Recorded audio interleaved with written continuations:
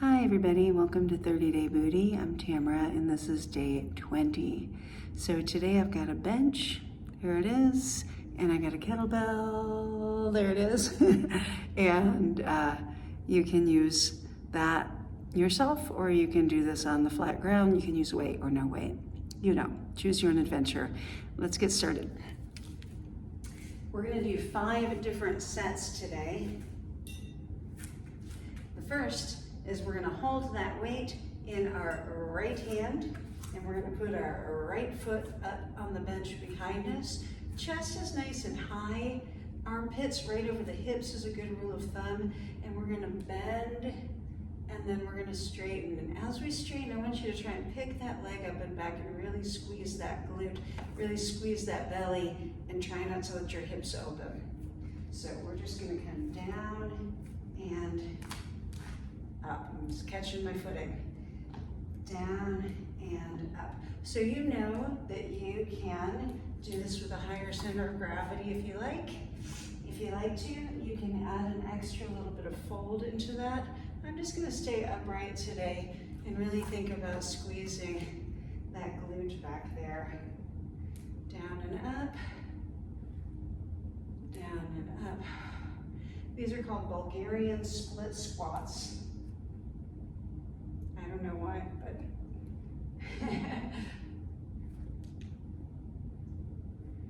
that's what we get to call them.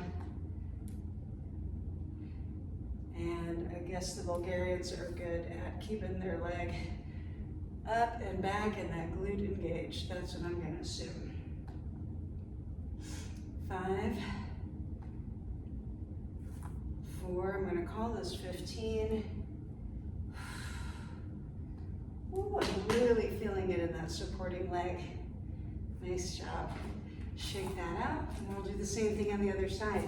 So I'm holding the kettlebell in the opposite hand to that standing leg.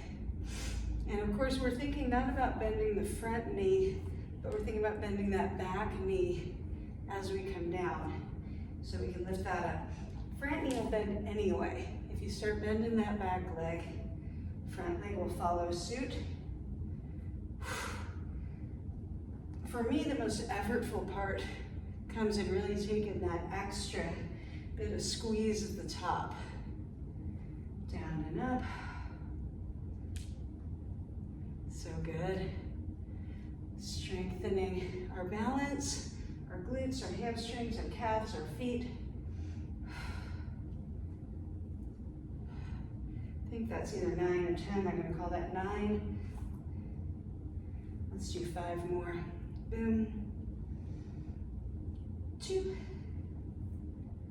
There's 3. There's 4. And the last one. That was our first 2 sets. We got 3 sets to go. Oh, we got 4 sets to go. Our next step, we're going to do some hip thrusts on the bench. We've got our weight on our hips if we want it. We'll place our shoulder blades on top of the bench, or the surface that you're using. A couch would be fine. If you're like, I don't have a weight bench right now, just use a couch, it's all right. Your knees and your feet could be wide, they could be narrow. As long as your feet and knees agree which direction, then that's just fine. That weight's centered wherever it's most comfortable. It's not comfortable, but wherever you can tolerate it. And you can take this really big range of motion down and up. So watch that you don't get your feet up too far in front of you.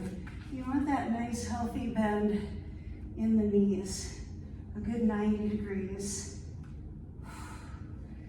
Chin tucked toward the chest can help alleviate some of the pain in the neck, but take a break when you need one because we're going to do 20 of these. Down and up. Stretch that glute and then squeeze it. Load and explode. Down and up. Whew. Kettlebell doesn't feel great on that pubic bone. I'm trying to put it on some of the soft spots. Maybe you have a weighted bar, or maybe even one of those little lap belts that lets you suspend the weights from it. have one of those. Pretty cool. I'm gonna do 7 more, which is probably way more than 20, but I love these, despite the discomfort. 5, 6, and 7. So I'm gonna control my descent. I know I can get all the way to the floor. Safety first, make sure you're taking care of that. Now I'm gonna stay on the ground. I'm gonna turn around and get my hips quite close to my bench or my couch or my step or whatever I have. Heels are loaded up. I can put that weight back there if I wanted to, and I do. Feet are comfortably wide. Scoot over a little bit. And that weight is as close to the hip crease as you can get it. Toes and knees agreeing in which direction they want to face. And we're gonna lift, slowly descend.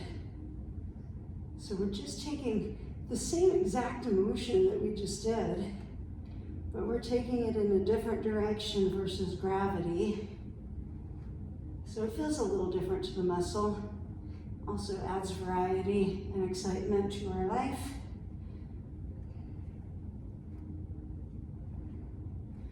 Bridges are so good for you. Try to remember that as you squeeze your glute, it does want to open those knees out a little bit. So if you can just snuggle them toward each other a little bit, they might thank you for it. We're going to do 20 of these. 7 more.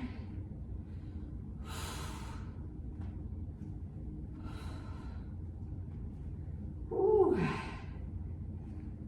This is what a day 20 butt feels like. All right, that was 4 sets. We have 2 more. It's really the same thing, just 2 different legs. So we're gonna take one leg and put it on the step. This one's out of the way. I'm gonna push it up to the ceiling because I like to be demonstrative and I like to think about making a footprint on the ceiling. This is nicely aligned. Abdominals are engaged. Hands are there to help if you like. And we're gonna lift and lower. It's a little bit harder than doing the 2-leg version. Can you kick and get that momentum? Sure. A little harder if you don't. I'm gonna do 15 of these on each side. I think that was 10. Feeling that glute. Ooh. 3, 2, and then I'm not gonna take a break. I'm just gonna go straight to that other foot. Lift and lower, up and down. I'm breathing and I'm using my abdominals. 5. If you scooch back a little bit, just reset, it's okay. We don't have to be perfect. A little harder if we get the hands up out of the way. However you like to do it.